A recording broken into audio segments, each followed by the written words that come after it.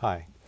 We're living in difficult economic times, and I think many young people, being keenly aware of this, are unsure about how to plan their lives. And many of them, or some of them, perhaps for economic reasons, will choose to serve their country. And what that translates into is joining the military. Well, our guest tonight is keenly interested in serving his country, but he's also aware that the military is not for everyone. And so he's proposing a non-military option for those who want to serve their country. And the organization we're going to talk about is World Service Corps, and our guest is Dwayne Hunn. So Dwayne, welcome to the show. Nice to be here again, Mel. Thanks. Yeah. Now Dwayne, you were on 3 years ago talking to us about the World Service Corps, so why don't you refresh our memory and tell us briefly what it is? Well, People's Lobby has sponsored legislation about 4 years ago, about a year before your show, that if enacted in the next session of Congress, the 111th session of Congress, and Congresswoman Woolsey has offered to introduce it in that session. Senators Feinstein and Boxer's staff are looking at it closely, as are a number of other senators and congresspeople. And I hope the congresspeople in the district who see this will also contact Tauscher, Speyer, and the others that may see this show. But what it would do, if it were introduced, it says that it would ramp up over 7 years by about 140,000 Americans per year, so that by the 7th year you had 1 million Americans voluntarily serving in their choice of Peace Corps, AmeriCorps, Habitat for Humanity, Doctors Without Borders, Head Start, the Red Cross, International Rescue Committee, Oxfam, Mercy Corps, and State Conservation Corps. And you have a mechanism in the bill that allows you to add other groups, smaller community organizations that may want volunteers to work full-time for them. And when it hits that 7th year and you have 1 million additional Americans voluntarily serving, and what this does to help Obama, who's talking about creating 2.5 million jobs in the next 2 years, is in 2 years this would create 280,000 jobs, so it moves him toward that 2.5 million number. And then it says at the 7th year you cannot sunset this legislation for 20 years. So for 20 years you let this program run. Consequently, over 27 years you have 21 million Americans who have voluntarily chosen to serve in those and other organizations, either at home or abroad, either in governmental agencies like Peace Corps and AmeriCorps, or non-governmental like Doctors Without Borders, Habitat for Humanity, those things. And consequently, you have, not only are you doing good in the world, where we've probably developed a pretty ugly image, much uglier than John Kennedy had to deal with during his tenure. When he started the Peace Corps. When he started the Peace Corps. If you remember back then, we had the book that was very famous back then was Ugly American, because Americans were looked at as consumptive, fat, lazy, rich, and hogging up in the world. Well, hasn't that got worse? Probably, and now we've added a bunch of bombs to all that stuff, so now you have this opportunity to again rekindle that spirit, and this does that. Your opening remarks when you said serve, I think one of the things that has been really missing in our country is the serving, learning, and growing component. When you serve, you learn a lot more. One of your cameramen here does a lot of voluntary service, and he learns a lot from that, and good fortune happens to him. But when you combine service, learning, you grow. And America hasn't grown for a long time in the sense it's become indifferent. Now we're entering an economic era where our indifference is probably going to disappear, and we're going to have to serve and learn from each other if we're going to grow again as a nation. So the service, learning, and growing are integral components of this, and at the same time they get into dealing with a lot of issues that are facing us economically. Now, since you were on 3 years ago, the world has changed a lot. Maybe you can talk about how those changes will perhaps make World Service Corps a more attractive option. Well, for one, under the World Service Corps umbrella, you can serve at home or abroad, and we have a lot of needs at home. And some of those needs, for example, some of us have been teachers. I was a teacher. The part I didn't like about teaching was doing grades, and and I didn't have enough time to work one-on-one with students, and I'd have troubled students. But I had five teachers' aides every class. Now this program could give every teacher in the country an AmeriCorps volunteer that would work with a teacher in his class. And say you were working in a troubled ghetto and you had a lot of kids who needed one-on-one tutoring. You had a 20-year-old or a 40-year-old or a 50-year-old, because the Peace Corps is, this American World Service Corps is for 18 through 70-plus-year-olds. They would come in and work full-time with you. So if you had 3 troubled kids that are having trouble with math, and you had this American World Service Corps volunteer in the room, they could work with that kid over there and help boost up our educational process. The same thing with Head Start. Head Start is made for those families who can't afford to send their kids to preschool. Well, half of those slots are unfilled because they don't have enough teachers or volunteers. Here's another way to get more volunteers so that 50% of those poor kids who aren't getting preschool have a chance to get preschool. That deals with some of the ways you could deal with domestic problems here under this umbrella. On the other hand, if you look overseas, you go overseas and you have the Middle East that's a cauldron. If you add all the countries in the Middle East and you go down the rim of South and East Africa and you throw in Indonesia, that's 21 nations. 21 nations with about 910 million, mostly Muslims. How many Peace Corps volunteers do you think we have there? In Indonesia? No, in those 21 nations. Oh, in the 21 nations? That comprise the Middle East, South, and East Africa. Well, I've done some research and it's not many. You're not asking a representative person. Well, it's between 40 and 50 at any one time, and most of those are all in Jordan. So in that whole part of the world where we are pretty sure the terrorists trained, they trained in Pakistan, Afghanistan, and South and East Africa, and in the last 8 years, whoever you want to listen to, you shouldn't listen to anybody who says we haven't created more terrorists, because we've certainly created more terrorists. And whenever there's poverty in the world, you have the tendency for those people to move into more terrorism. So you could send Peace Corps volunteers to those nations where it's safer and start building homes with Habitat for Humanity and help Doctors Without Borders that goes into very difficult settings by sending them more volunteers and starting again to change the image in that part of the world. And if we don't change that image, this is the way to do that. We contained communism with missiles and submarines and bombers, but you're not going to be able to do that I think with terrorism. your premise is that by going into countries militarily, we create bad feelings. And so you want to go into other countries to help them so that they will feel more kindly disposed to us. Is that the idea? Yeah, and it's in addition to generally wanting to help people. Help people, and in many cases, you know, if you're a young Peace Corps volunteer and you go, and even a young person, when a young person joins this organization and starts doing work, they're probably not going to give as much as they're going to take back. You know, they're going to learn more going there, but what they learn will make sure that in the future they don't make bad public policies that get us in trouble in the future. So yes, it's what you said. In addition. Yeah, just today I heard that President-elect Obama said that the economy will worsen before it improves. And the infrastructure of this country has been neglected for the past 8 years. So I imagine that there are some somewhat cynical people out there who will ask, why should we devote our time, energy, and money to helping people in other countries when, one, they don't appreciate us, and two, the infrastructure of our country is falling apart?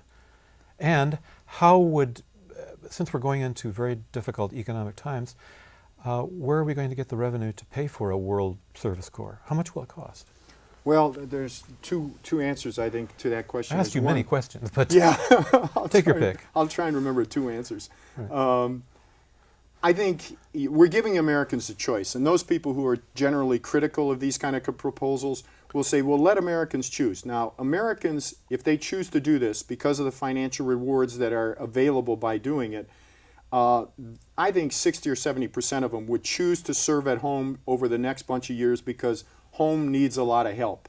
So you're giving them the choice, and also some of those will say it's too dangerous to go to Pakistan or go to Africa or go to Asia. So I think I want to serve in America, and that's fine. So 60 to 70% of those people would probably choose to serve back here and help their country. On the other hand, those that want to take the chance and go out there are going to be helping our image overseas. Now, this image, you know, right here, when you look at what we've done in Iraq. 1 in 8 Iraqis dies before 5th birthday. But what's even more telling is 46% of the Iraqi population, 12.5 million out of 27.5 million, are either dead, refugeed, wounded, or unemployed. Now, you can't, even if you pay Sunnis to have a Sunni uprising and be in your corner, the chances are when you quit paying them, they may not be in your corner. And there are a lot of memories there that are associated negatively to us. Right. So if we're able to control the peace process in some of those worlds or not have a lot of violence, this is the opportunity for Americans to go in and start repairing some of those terrible memories that we've caused by relying on war as a policy. How would we do that? Well, Kurdistan, for example, I used to say this, I think I said it on your show. Kurdistan, when the war started, we could have gone into Kurdistan with Habitat volunteers and built homes because the Kurds were peaceful and liked Americans. This is an example of a Habitat for Humanity house? Right. This is a house that we built in, this one it was in Sri Lanka. And you can see the Americans building the house, you know, and generally you get this house up in better condition than that after 2 weeks. How long does it take to build such a house? About 2 weeks. And how much does it cost to build it?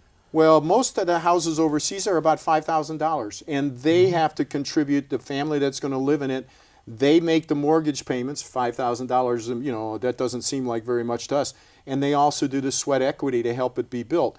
So these are easy and cheap to build, and if you build enough of them, they never forget you. Right. You know? President-elect Obama, I think, is interested in starting a major, what is it? Something equivalent to the WPA here in this country. What is that called? A major... The CCC was what it was called back then. Yeah, a major building program that will be the equivalent of what took place in the Depression. Can you see the World Service Corps perhaps incorporating some of that, or coming up with a new program, or somehow working with Obama's intention? Well, we hope so. I mean, Obama, we contacted all the presidential campaigns. The most responsive, Bill Clinton responded to the American World Service Corps congressional proposal, and Obama wrote a personal letter saying it's these kind of things that inspire him on the campaign road. He was hand-delivered stuff at a fundraiser by a friend who likes this proposal, and then he had his staff call back. So right after that period, I don't know if this was coincidental or what, but he started talking an awful lot about volunteerism on the campaign trail for months. What he is proposing is doubling the size of the Peace Corps and tripling the size of AmeriCorps. Recently, he started talking more about a big WPA kind of program. Right. What we're trying to convince him to do is this is the way to go, to use the American World Service Corps to build your domestic army, because we don't have an army of unemployed who are willing to do that WPA and CCC kind of work, but this program could do that. So this is the army, we think, that could implement what he's talking about doing back home. What it could also do is lay the foundation for a global Marshall Plan, which is another thing that they talk about in Congress, but they don't have the means to deliver it. If you had this army of peaceful, productive workers, you could start doing a global Marshall Plan while rebuilding America also. Yeah, Obama will get a DVD of this show after the 20th of January. He will. Do you think there's any danger that by introducing a voluntary national service that some people will think about reviving the draft, the military draft? Well, the problem with the military has right now is, they have to rely on private contractors, which they ought to get away from. But the other thing is they have to rely on their soldiers to build the community that they've had to destroy to get there. What really builds the community, and most smart military men like General Zinni, General Wesley Clark, who have made positive responses to this, and General Paul Monroe, who is the commander of the California National Guard, they know that it's better if you have a lot of Peace Corps volunteers, a lot of Red Cross workers come in and build the structure, the governance structure of villages, so they can leave and they don't have to keep coming back.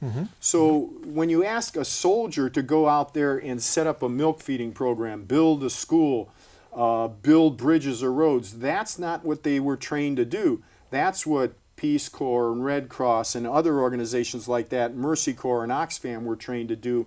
That we don't have that kind of Army to do that right now. This relieves the Army of that function and also keeps them out of having to get into more fights. Right. Let's talk a bit about costs. Okay. Now, I think I read in some of your literature that the annual cost of maintaining each of the 1.4 million people in the military, at least in 2006, was $358,000 annually. But I understand that even that is incorrect. It's more than that. Yeah, when you add... That's a staggering figure. Well, you think it's staggering, but then, you know, if you look further down on that on our website, www.worldservicecorps.us, and you go to the financing page, you'll see that when you add in then the hidden costs, the off-budget line items that the Bush administration kept putting in there, the veterans costs, the costs that go into research for weapons, and the cost overruns to people like Halliburton, etc., that cost jumps to about $600,000 per military personnel. $600,000 per times each one of our 1.4 million active military personnel. And how much does it cost to maintain, let's say, a Peace Corps volunteer for a year? About $35,000-$40,000, and that's roughly the cost of the World Service Corps. It would be about $35,000 or so for each one of these World Service Corps volunteers, because we give them financial rewards at the end. Right. I don't think we've talked about this. How much is it going to cost to fund the World Service Corps? The World Service Corps, to put 21 million Americans into voluntary national service for that 27 years, would be a big number, like $600 billion. But most of that cost recycles back into the economy. Say, if you decided to do it, Mel, for 2 years, you decided to go do this and you wanted to do Doctors Without Borders or Red Cross or Mercy Corps, whatever you decided to do. At the end of 2 years, you would get your choice of 2 years of community college plus 2 years of state college tuition, or that cash equivalent into your IRA account or your medical savings account, or that cash equivalent you could use as a down payment, or if you're a rich dude, which I'm sure you are, you could take it as a tax credit. I forgot my rings. Yeah. Right, go ahead. You could take it as a tax credit. And if you didn't need any of those, since you are so rich and you left your ring at home, rings, you could give it to your niece, nephew, or grandson. It's transferable. In addition, you'd get $225 for each month served, which is about $6,000 in your pocket for a readjustment allowance. That's the cost of most of the cost, because you do a pretty tight living stipend while you're in it. But that then recycles back into the American economy. So it really benefits the American economy by having a multiplier effect. I see that you're, in the 3 years that I've known you, you've been really inspired, you've really been passionate about this. What originally inspired this passion in you? What changed your attitude? Well, one was my friends Ed and Joyce Kupel, who founded People's Lobby, and People's Lobby, we're both a 501c3 and a 501c4. We can write legislation, we can lobby, and we can educate. And if anybody wants to make a donation so we can keep doing that, it's at the website www.peopleslobby.us. But also, for example, this picture was from when I was serving in the Peace Corps in India, and I would see this beggar lady with her child over the bridge several times when I would go places.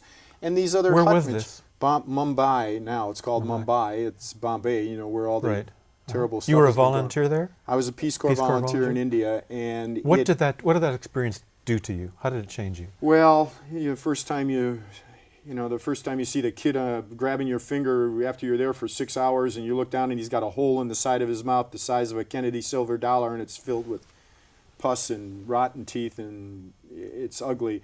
And then you see maimed beggars on every corner, and you see people dying in the street. It makes an impression on the 20-year-old. How did that change your life when you came back to America? Well, I used to be able to go to bars and have a good time and chase women. Did it ruin that? It put a damper on that. You'd sometimes go to a bar and get in a kind of a mood to chase ladies and have a good time, and something was more serious about you. It made you more responsible, more reflective. Yeah, I think so. And it's something I think that doesn't leave, and that gets back to your opening comments. I think when you serve, you do learn something, and you grow in a different dimension. And we don't have enough Americans doing that. When we have 15% of Americans taking out passports and too many are taking Club Med trips Too many are going on military assignments. Too many are going as Halliburton mercenaries. Yeah. It must almost pain you when you hear these young people finally deciding, well, I've decided to serve my country. But you kind of wonder sometimes whether they really thought about it. It seems like such a cliche, and I think part of the reason why it's such a cliche is because they have no other options. Well, you're presenting a non-military option. It's a non-military. Did you see the Robert Redford movie where he's a professor on campus and he's got his 2A students and he's always trying to get his students to do more, and it turns out that his 2A students decide to join the military, and he says, "No, I don't mean that kind of more." And I wrote him a letter because I tried to get in touch with him to try and get some big names attached to this. And I said, Mr. Redford, when he threw these slides down on this overhead projector, because the kids were making a report to the rest of the class. These were his best kids, his best and his brightest. And they said, we keep hearing you telling us you want us to serve and do something, make an impact. He says, here's what we're doing. And they threw down their enlistment papers. And he about cried, And he said, that's not what I meant. And one was a Chicano and one was, I forget, but they went over there and they got killed. And I wrote it in the letter. I said, I was hoping that you'd throw down. They decided to do the American World Service Corps thing, and never got a response from them. But well, maybe in another movie, with another actor. Yeah, well, you're right. But you're trying to give Americans another option. It's like Nadia McCafferty, her son, who's been on your show. She's been on your show, the Gold Star mom, Nadia. Right.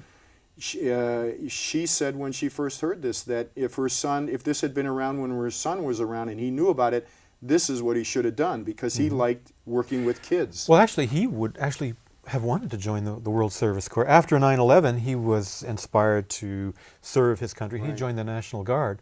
Little did he know that was going to be soon federalized, and he was sent to Iraq and was actually, I think, murdered by the Iraqi troops he was training. Americans really like, I think... Yeah, go ahead. Excuse me.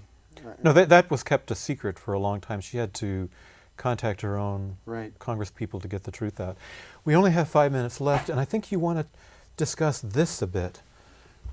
So I don't know what this is. What is this? Well, you know how corporations have been paying less and less taxes in America over the years. Right.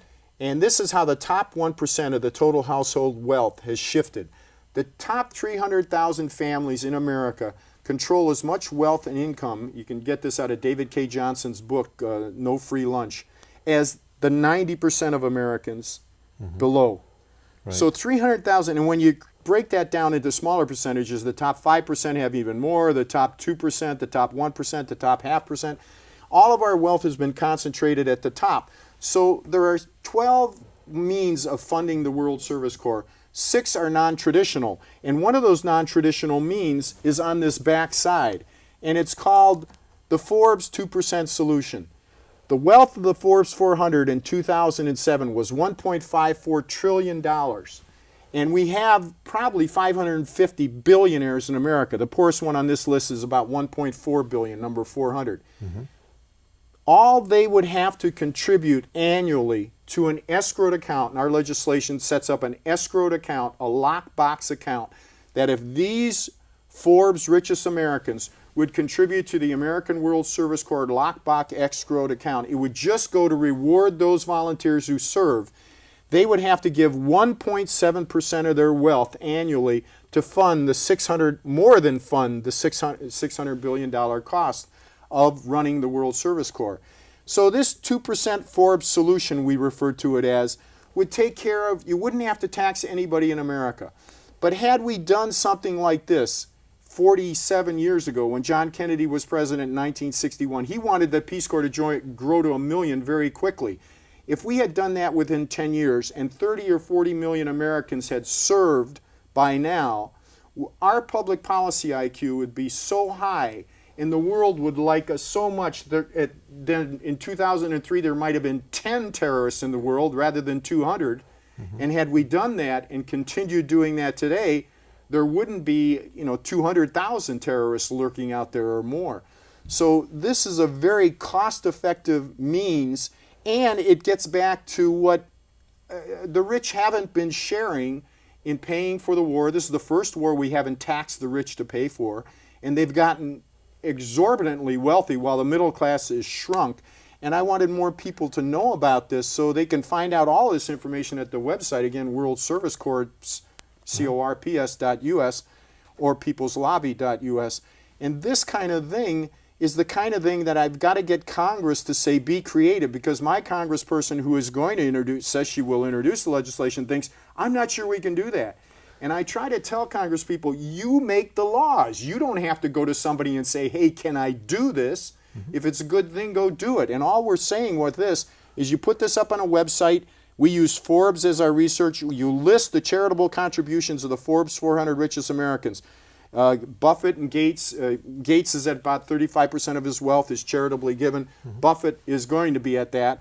But almost all the rest, except for Turner, Soros, and Moore, and a few others who have given 20 to 40% of their wealth to charitable contributions, almost all the rest are 0 to 5% of their wealth. If more Americans knew how little the richest Americans gave, they would probably pressure them to give something. Dwayne, we've got 1 minute left. I have a question. Now, you contacted the presidential candidates during the, when they were running for office, and you contacted some people in the Obama office. If you had less than 1 minute with President Obama when he becomes president, what would you tell him? You want to give universal child care? This is a way to do it. You want to raise the public policy IQ so we never get into another war? This is the way to do it. You want to get Americans working at problems that you know you need help on at home or abroad? This is the way to do it. And if you want to get the rich involved in helping to do a patriotic contribution to making the country work again, the American World Service Corps congressional proposal is the way to do it. Okay, Dwayne, I think our time is about up, but I think you've addressed the president, the future president. You've addressed Congress, and I think you've actually addressed many young people out there, or not necessarily young. I mean, you can be 18 to 75 plus. Yep. So if you want to do something really good, if you really want to serve in the best sense of the word, to do good in the world, you might want to consider the World Service Corps. Dwayne here is really passionate about it. He's been in the Peace Corps himself. It's changed his life. And I think a lot of people really respect you for it, and I have an idea a lot more people will. So consider the World Service Corps, and thank you so much for listening.